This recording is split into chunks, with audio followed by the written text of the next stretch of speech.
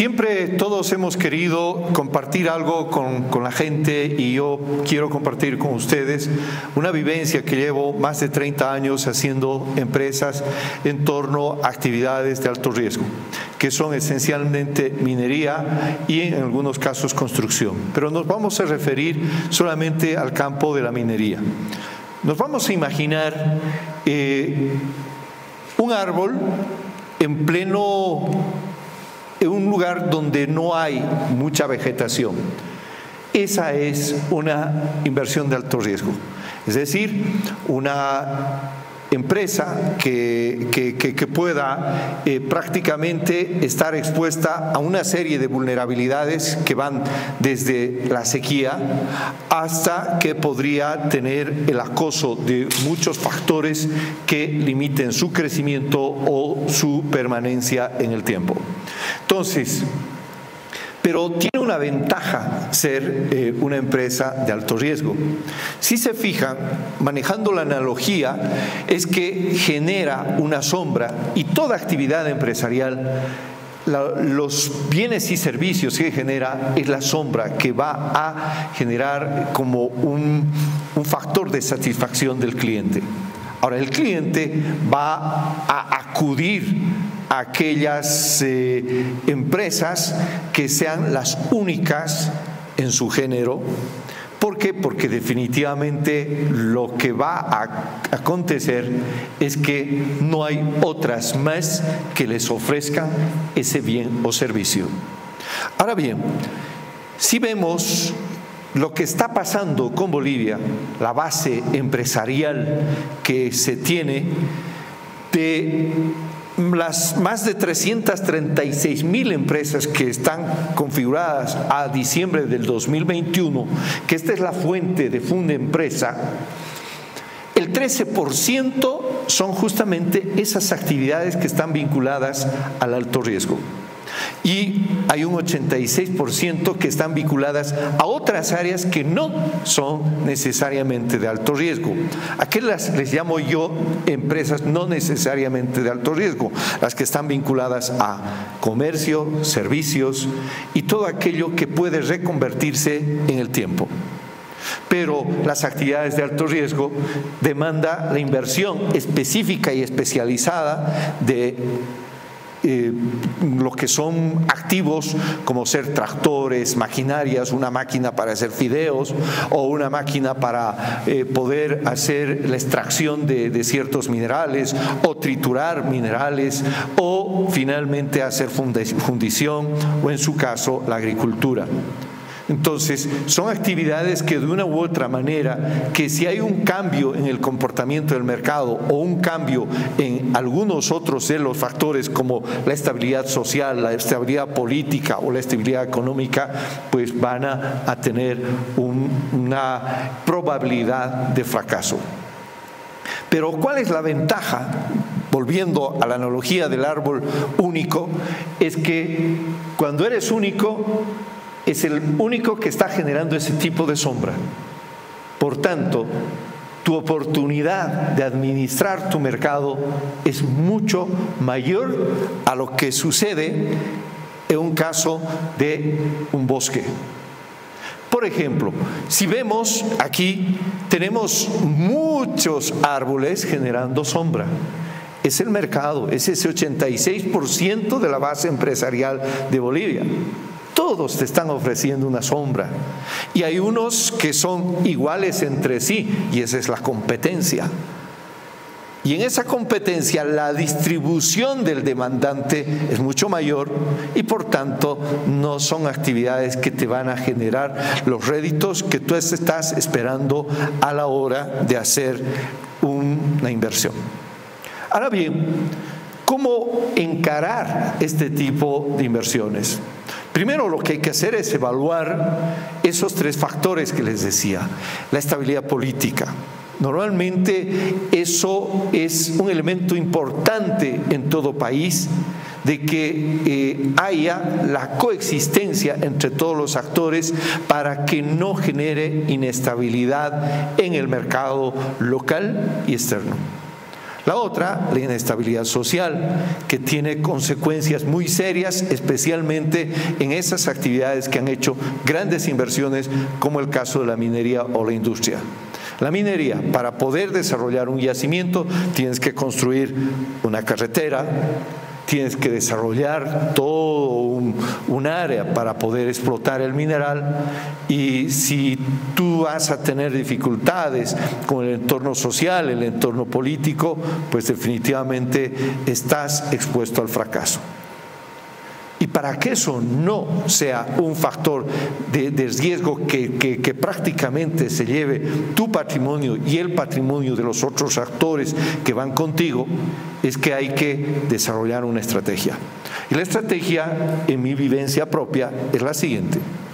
Hace muchos años lo que hemos hecho es, para explotar ciertos yacimientos, habíamos comprado muchas excavadoras, muchas palas cargadoras, muchas volquetas, y cuando hubo cambios políticos y sociales, nos encontramos con un problema.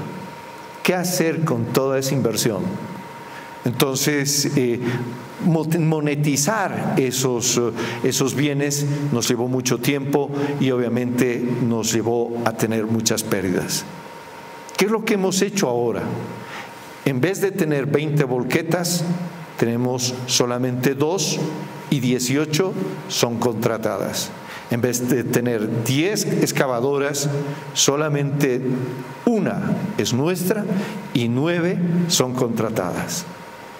¿Qué sucede? Si mi plan de negocio no funciona, mi probabilidad de pérdida y de deterioro y de reconversión de esos activos es menor. Pero ¿cuál es la otra ventaja? La ventaja es, nuevamente, volviendo al ejemplo del árbol. Soy el único que genera la sombra en mi entorno. Ya no tengo que estar como el otro bosque, peleando entre los unos y los otros, para poder conquistar a los eventuales clientes que están buscando tu sombra.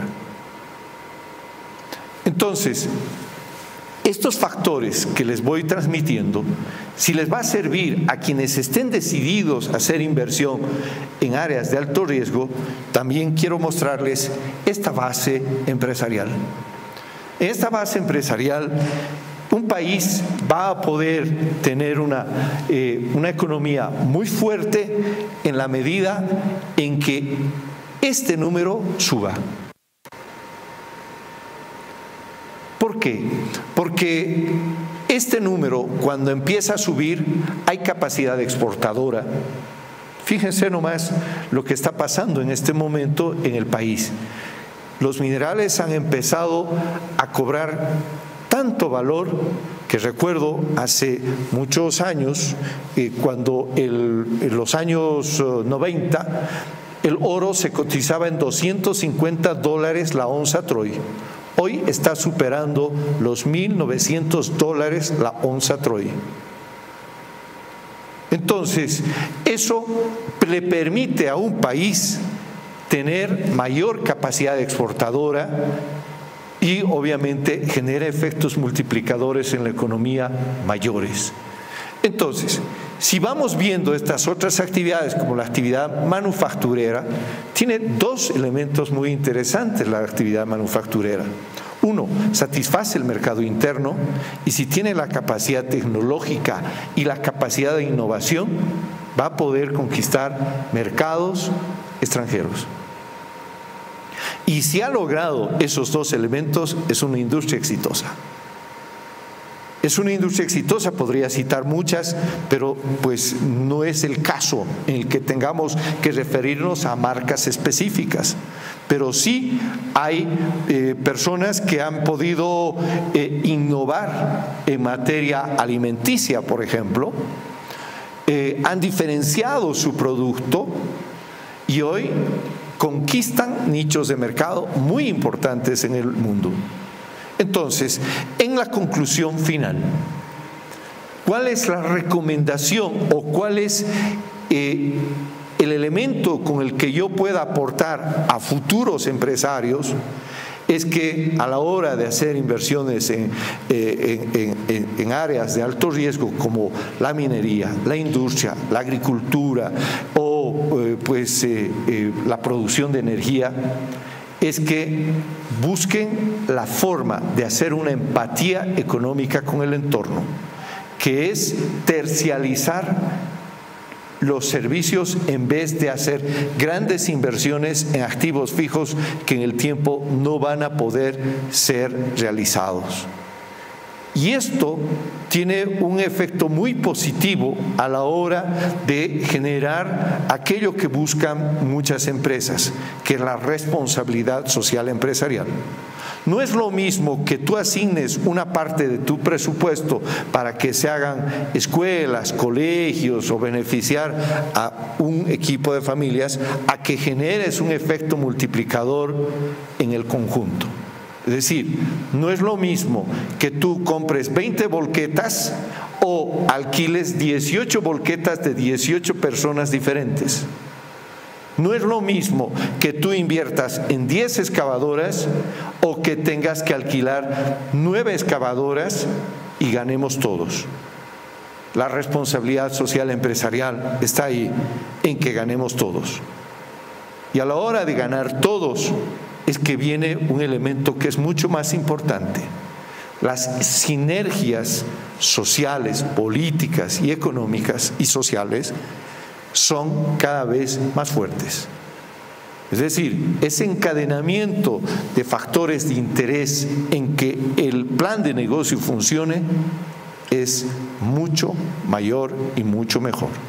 Espero haberles aportado con estas experiencias y obviamente con la analogía de ser un árbol en medio del desierto o un árbol en medio de un bosque, la diferencia es muy grande.